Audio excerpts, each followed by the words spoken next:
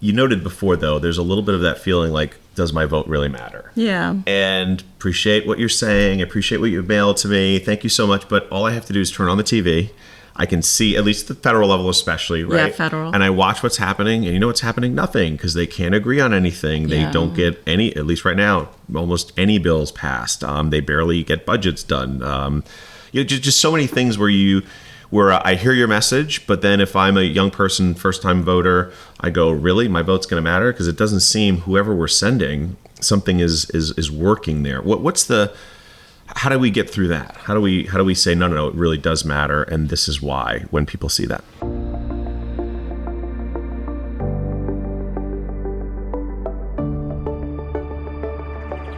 Welcome to Pod Talks. Pod Talks is a project of protecting our democracy, where we bring together the best minds in New Jersey and beyond to talk about the issues facing our democracy, our institutions, and our personal freedoms. I'm Sean Spiller, Chair of Protecting Our Democracy.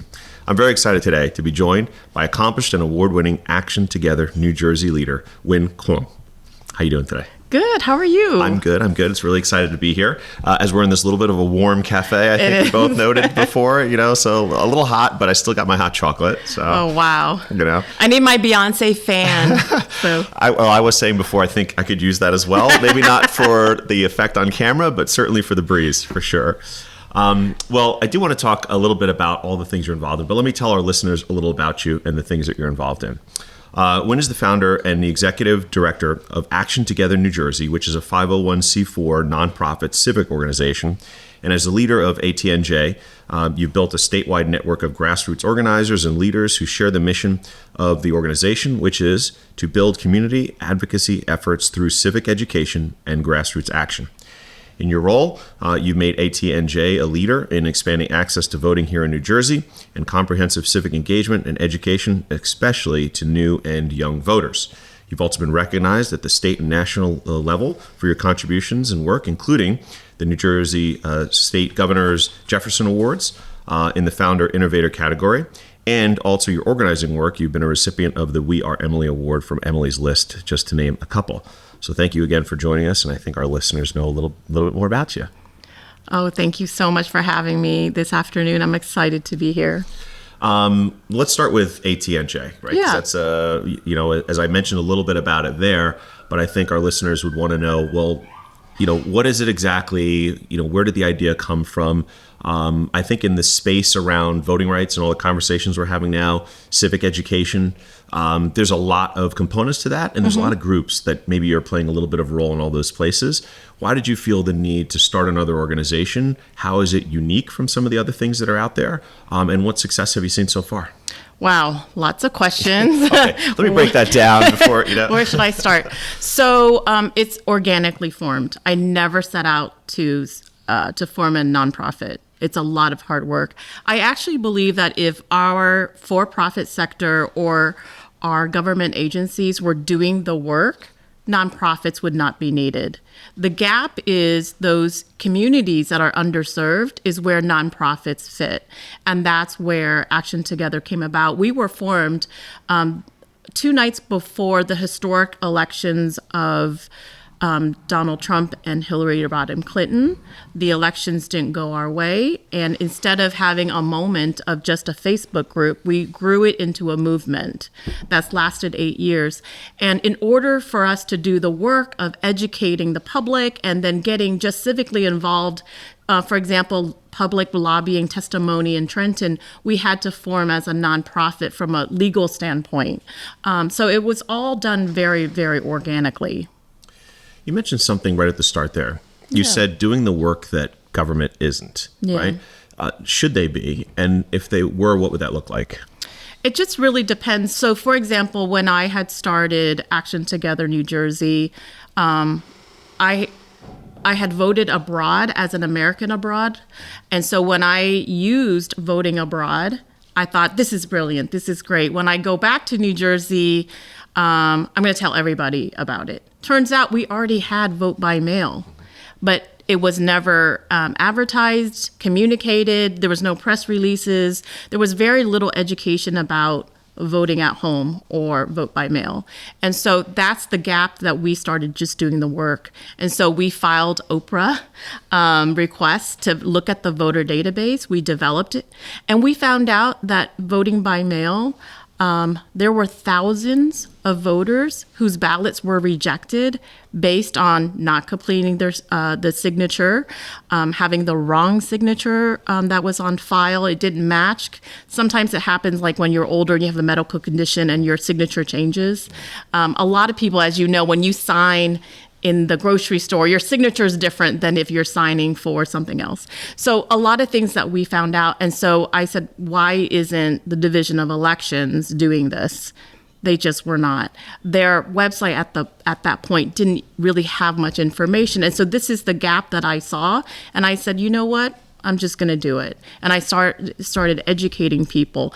And then so I had to form a nonprofit in order to do the work. So that's an example of where the government should have done it. They didn't. I stepped in.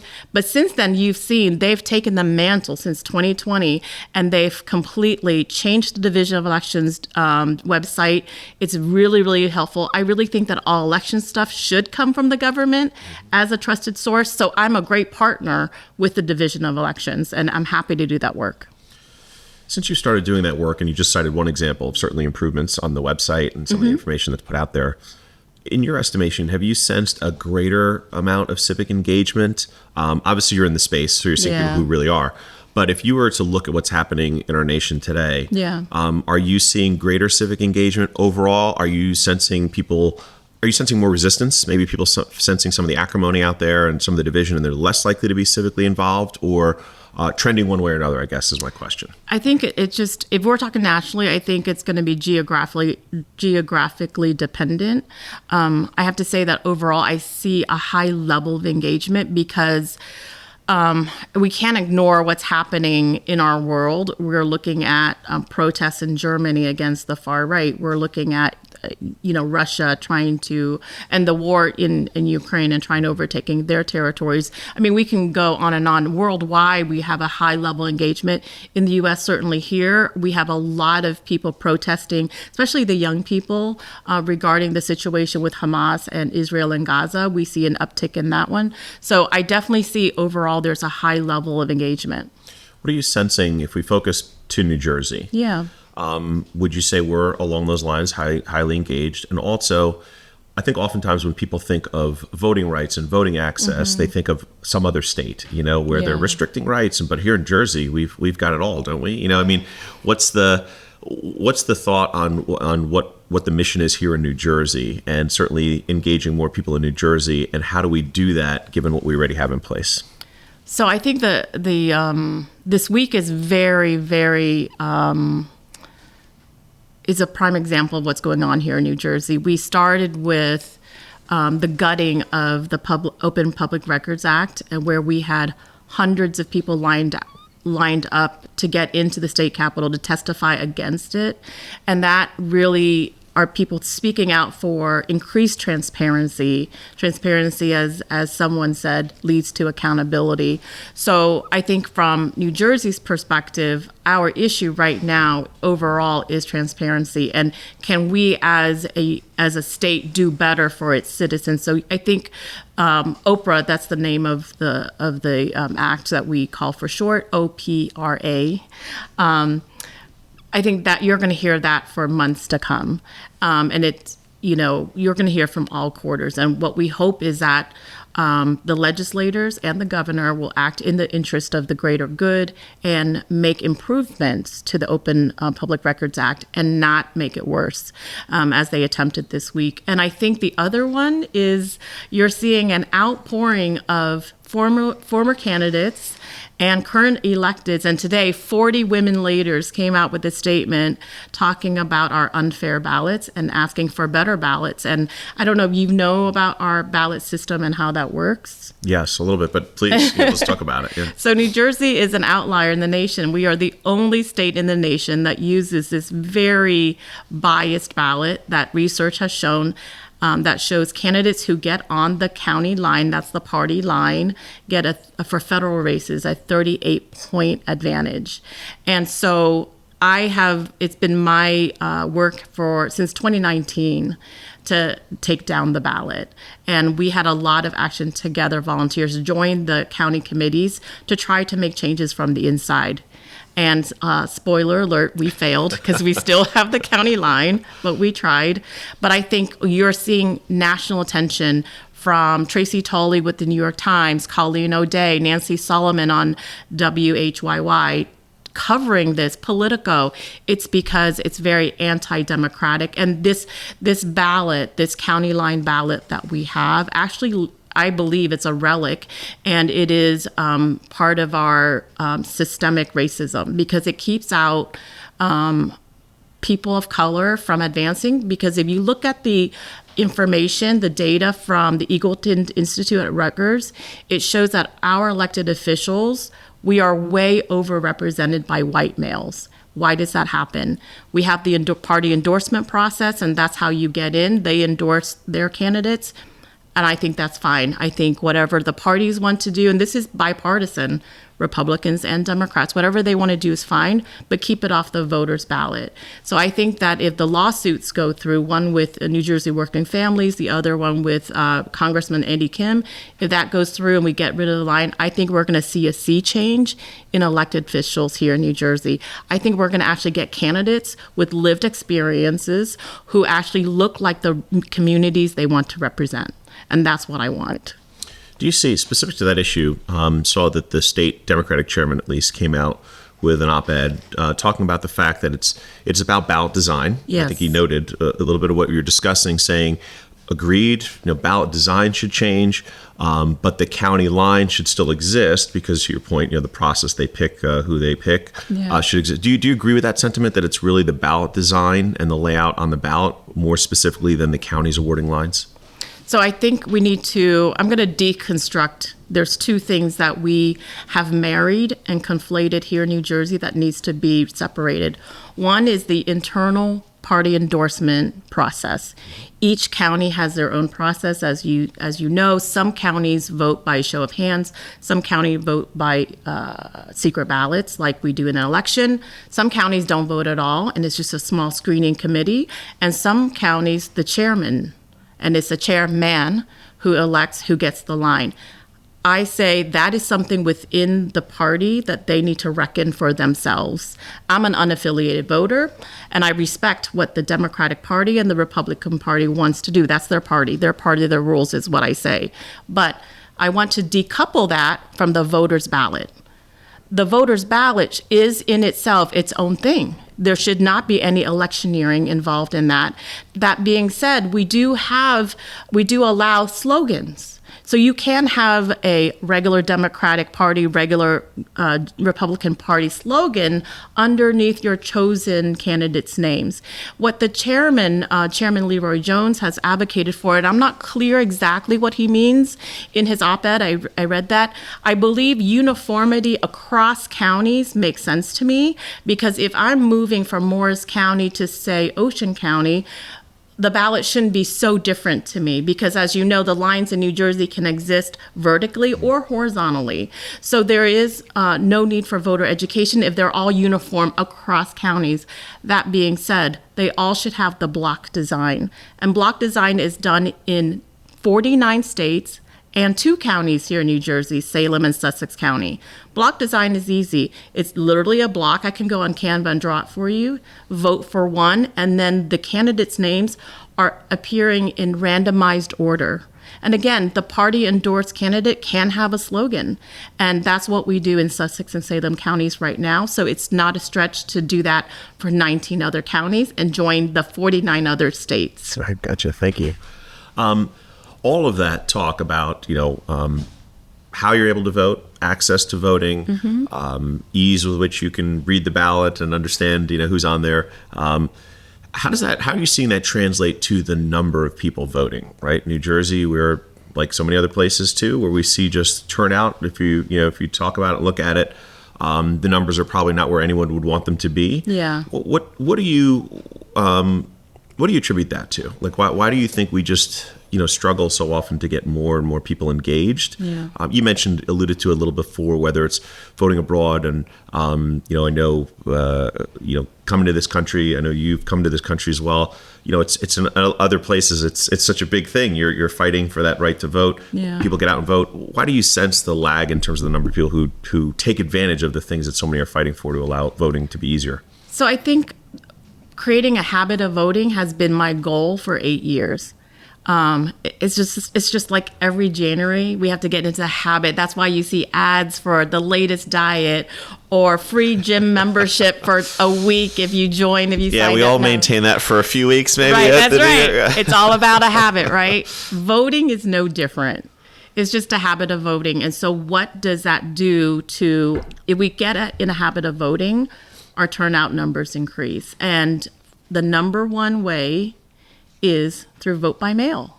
So I also serve as on the board of the National Vote at Home Institute, and we have data that backs this up. And this is why I'm such a proponent of vote by mail. In all the what I call auto VBM state, which is what we had in New Jersey in 2020, when the governor, through his vision and leadership, said, you know what, pandemic's here. Everyone who's an active, registered, qualified voter can have a vote by mail to them. You mail it back in, you drop it off, and we're good. So that was part of one of the 3 laws that I helped pass that year. We saw in New Jersey was the number 1 state in the nation that had the largest percentage of youth turnout between 18 and 36 years old. What happened in 21, 22, 23? It dropped precipitously because we stopped sending mail-in ballots automatically. In other states that have auto VBM, like Colorado and Washington and Utah, the highest percentages of voting and building on that habit of voting is by method, voting by mail. It's just like anything else. If you get it in the mail, you're going to fill it out, you're going to return it. It just creates that habit of voting, and that's something that I really want to work towards. The other one that turns people out to voting has to do with emotion. So it's either fear that I'm going to lose something, fear that we hear a lot of this rhetoric from the extremes. Those immigrants are going to take your jobs. You have to go out and vote. So you hear a lot of fear mongering, and I think that drives a lot of voters out. But you also can have, and this is like a once in a generation type thing, so I don't think we can really depend on this, is aspiration. So if you have an aspirational and visionary candidate that drives people out, like President Barack Obama, people will come out for that, for those types of candidates. But again, we haven't had a great visionary, like really exciting candidate since. So I think those are the factors there, method and also emotions. Well, let me ask you this, because you started that with talking about it's got to be a habit, right? It's got to be something, part of the routine, and that routine of you voting has got to be a thing that hopefully leads you through those years when maybe there's not that dynamic candidate that you're super excited about, or you're not super scared about something else. But in that, I know, I wanted to note this handbook that you guys have helped create too, which is important. But do you see that civics education, especially when we talk about younger people and starting those habits earlier, right? So they carry that through. Can you tell us a little bit about this? And do you think this helps to shape that learned habit of voting over the years when somebody learns through this and then learns through that as a younger individual as they get older? So what we did is we said, how can we get youth voters to turn out? I think every organization, every policymaker thinks about the young voters because they're inheriting our world. We're the ones that caused a lot of the problems we see here. Climate change is the number one issue that they are worried about, and rightly so. So we thought, what can we do? And so we created and printed and mailed the Nonpartisan Civics Handbook to 17-year-olds who will qualify to vote for the first time in November. So we do this every year for that next cohort that turns of age. We just want to inform them. And in our book, what we try to do is to say 2 things. Voting is easy and voting is important. And that's really the overall message. We connect their vote to the policies. So if you care about the environment, you need to look at the candidates running on that policy and vote in that person. If you are like a multiple policy type person. If you care about the environment and women's rights, your right as a woman, then you really need to look at all the candidates and vote. And I know that a lot of people think their votes don't count. But I say that in the big picture of things, let your voice be heard, because you can't be in the conversation if you don't speak up. And in our country, the way we speak up is through our vote. So how do you, and this is it here, I know that we're on a podcast here, but for those who happen to be watching, right, they could see it and really, tight and you know what? This one I actually had, young people don't hang out on Facebook, right? Right. It's moms and grandmas. That's right. I'm one of them.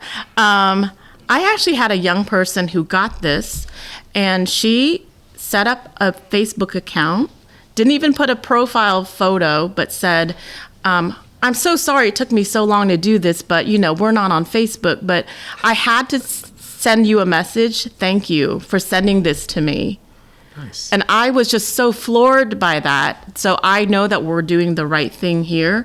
We actually sent it to 10,250 17-year-olds in the bottom 291 zip codes in New Jersey.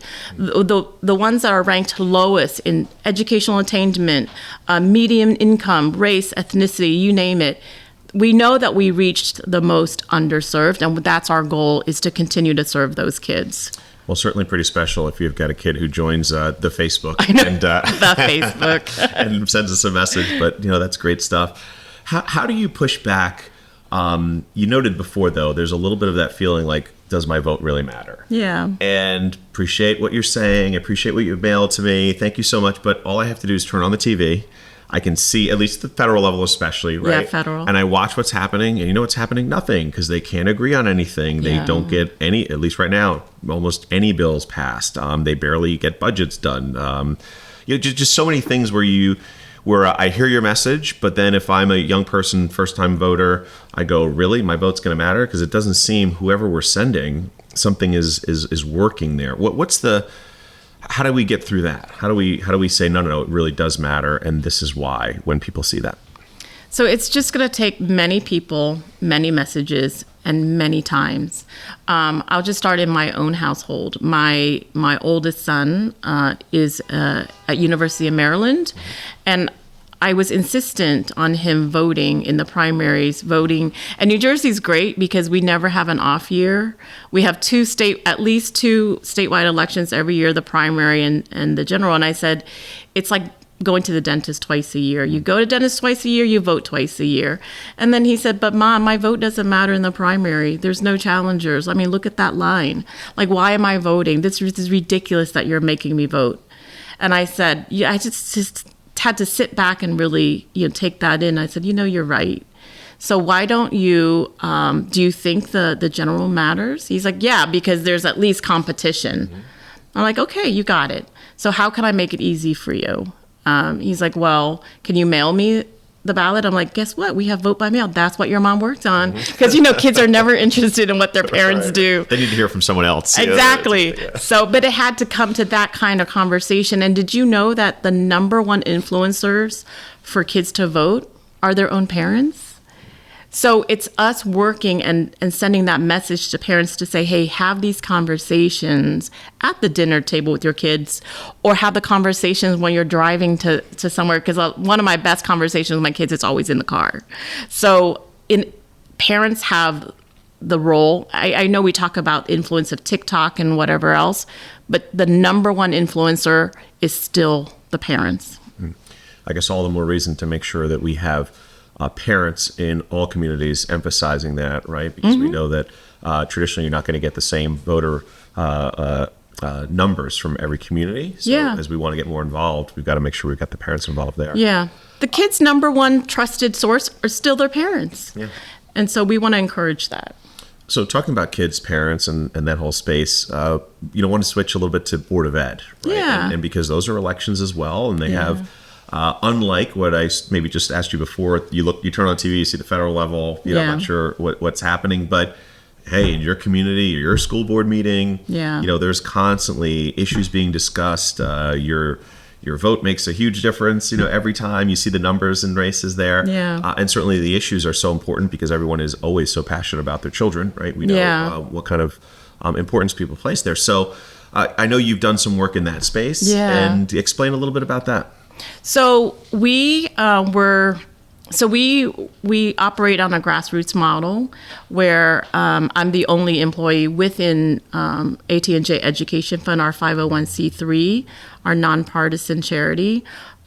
We work with the community, and every year we go through this planning process with everyone. What do you want to do today? What do you want to do next week, this month, this year? The number one issue that came up was school boards. They said, Winn, we need help here. No one else is helping us, and we need to find good people because I cannot believe this, but they're challenging books at our schools. And I said, I've heard the same, and then it just organically bubbled up. You know, in the 8 years I've done this, the number one Zooms that completely sold out were school boards. And so we restarted a program we have called Board Boost, where we recruit, train, and support Board of Education candidates. It's completely nonpartisan. We have candidates from both parties or no parties. Again, I said I'm unaffiliated. And we run on these values of evidence-based decision-making, keeping national politics out, looking at only local issues. Because your local issues is going to be like, do we put funding to retrofit the buildings or have better bathrooms for our kids? That came up in my community. So we focus on the local issues. We run on that. But I really do feel that school boards are right now at the front lines of our democracy. And what I mean by that is the book challenges and book banning. I'm sure you've heard of Moms for Liberty and the tumult that they're going through at the national level. And I'm great to hear that because they are fraudulent, they are full of disinformation, and they're funded by dark money. We want to get rid of all that partisanship, the rhetoric. We want to keep it to the local level. And we've really have recruited good people. We said, listen, it's an unpaid job. Whatever decision that you make as a board member, you're going to upset either the students, the parents, the administration, or somebody, but it is the hardest job and the most rewarding job. And, you know, I help candidates from Congress on down, and I always tell them the hardest job on the ballot is the school board. Everything else is easy. But if you have run for school board, you're in with me. I will help you any way you can. Well, you said something that I think connects it. You talked about the fact that, you know, some of the conversation we're seeing nationally is bleeding into, I say, our school board races, right? Yeah. In ways that I had not seen it before. I think that's a newer phenomenon. Mentioned Moms for Liberty and certainly groups that like that are out there. Do you get a sense that the interest you saw in people wanting to run for their school boards, right? Yeah. And the fact that it came up in those questions that you ask, do you think it was driven in part, at least, by people recognizing that part of protecting our democracy is getting involved in my school board race because others are using, you know, are trying to weaponize this to enact this, you know, broader federal argument that they're trying to bring into our schools? Do you think how much do you think that was a factor in how many people were interested? Complete factor. No one wants to run for school board. You know, I say let's make school boards boring again. Is that a slogan somewhere? You know, maybe. I might trademark that.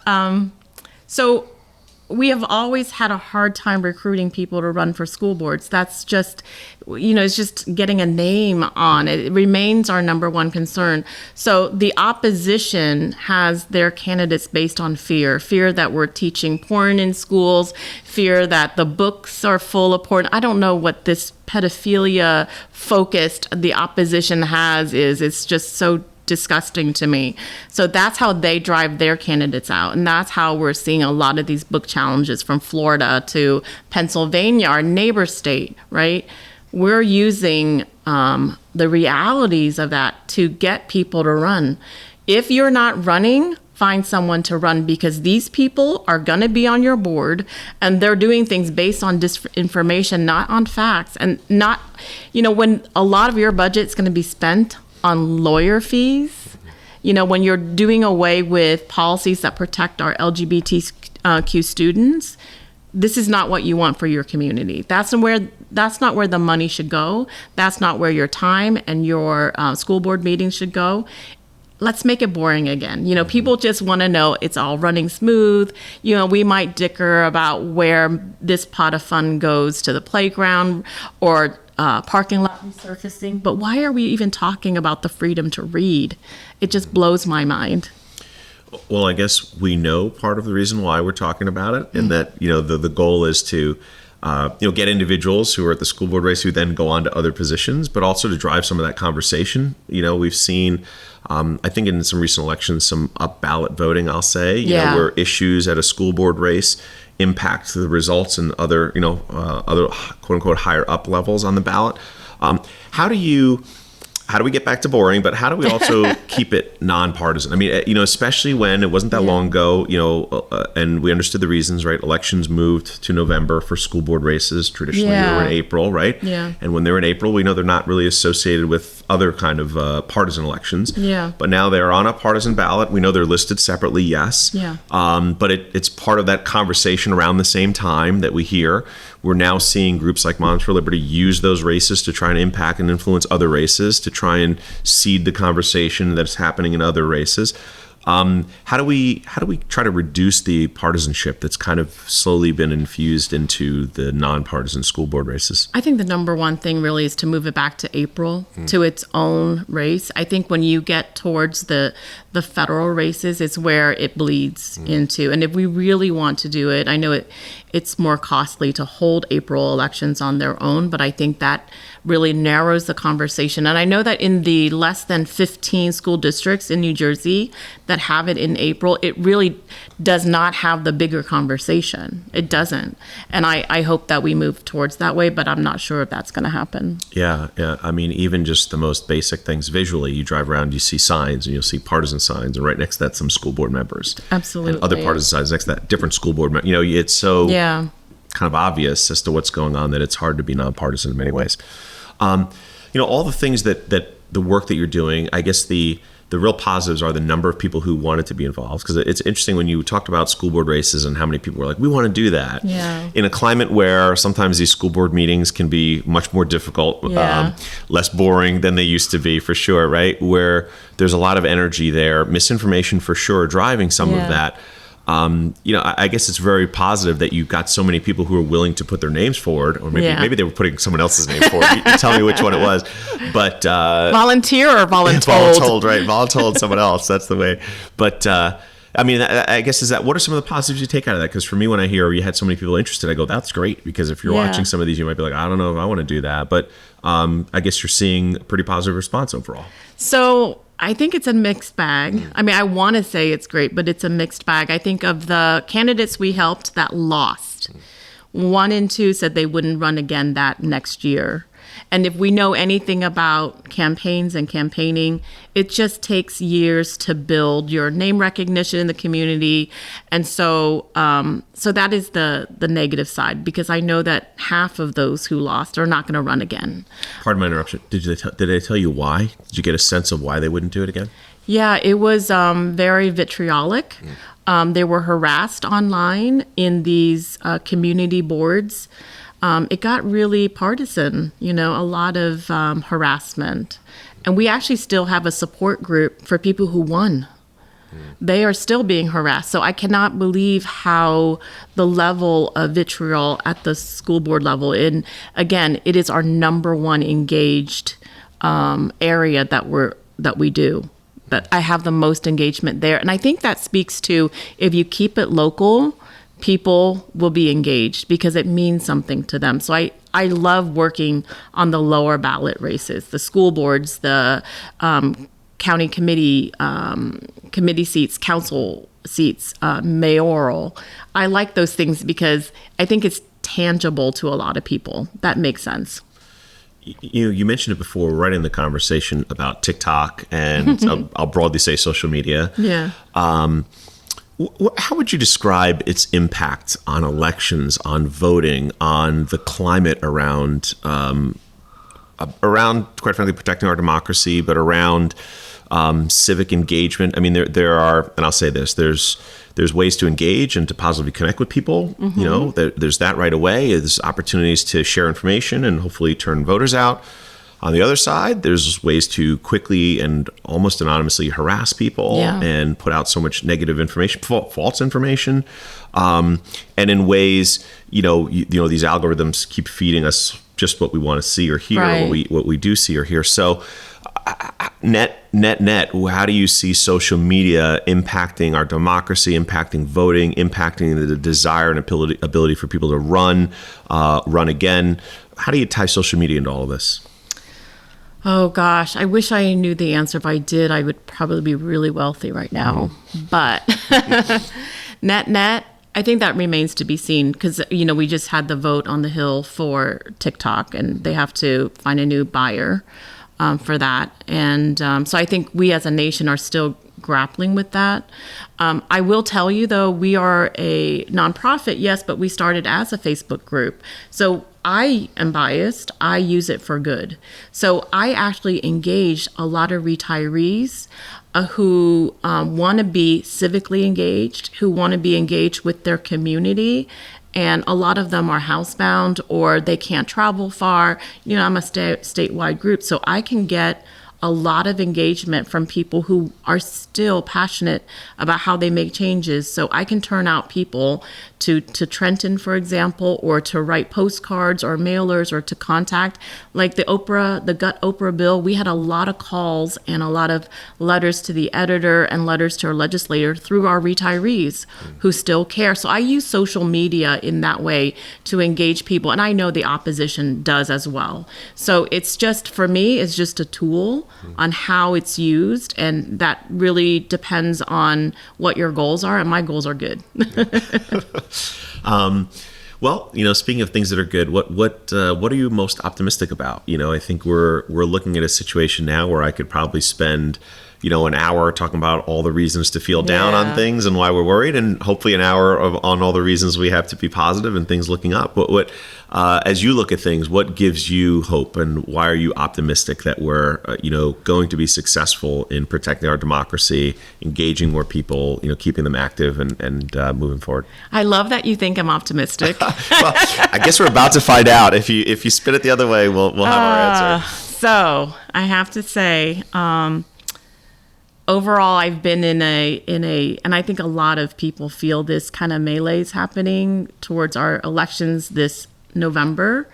And we hear all the time, this is the most consequential election in our history. Every election we hear. Every election, yep. As an immigrant from Vietnam who has dealt with censorship, and my uncles were jailed for helping the Americans through the Vietnam War and bringing democracy, I have to say that this November is very important. And I fear for our country. I fear for the rising anti-Semitism. I'm not a student of history, but you've got to be kidding me if you've gone through Americans' public schools, which I have, to not see the red flags of our history repeating. So I would encourage all Americans to be involved, because we're not doomed to repeat history. We can do better, but it involves everybody to vote and make their voice heard. I know you've heard that again and again. But again, as an immigrant to this great country, this is my favorite country in the world. My favorite piece of paper is my citizenship.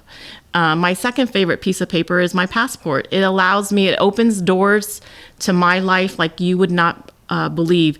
And Americans here have already won the lottery of life, and that is your longitudinal and latitudinal numbers.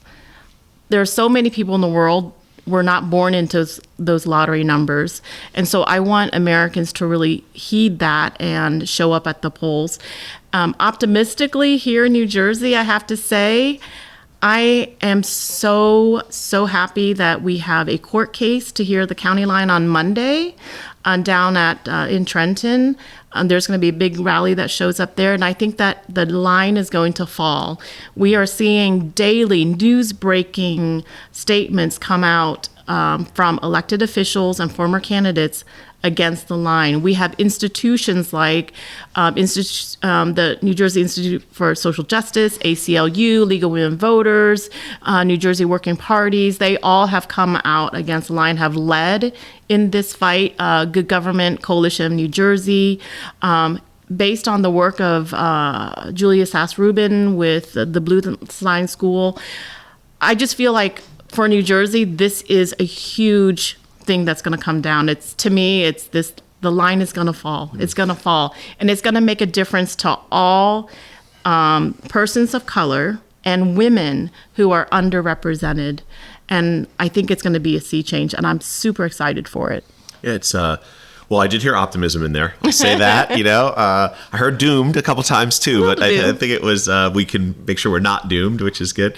So that's positive, and it is interesting as you finish with your comments with the line discussion. It is interesting how there have been these conversations before. There have been lawsuits existing, but then all of a sudden, we have something or a race that triggers a broader discussion, and it's amazing how quickly it has become such a focus. When it's been a conversation for quite some time, but not this type of focus. Yeah. It's very interesting how quickly that can happen. I just think it took a whole set of factors that you can't write the story. Yeah, right. And I give credit to all the reporters and journalists that have covered the line. I started the Fair Ballot Alliance to really get it going, to talk about the structural inequity of the county line. But the reporters, the Tracy Tulleys of the world and Nancy Solomon of the world picked it up and ran with it and stay focused on it. But it took something as comical as gold bars to get it in the conversation, and it built from there. And so I think that we could not have gotten to this point prior to all the work being done, but it really just is this maelstrom of factors that has led us to here, and I'm hoping that is what leads the dam to burst.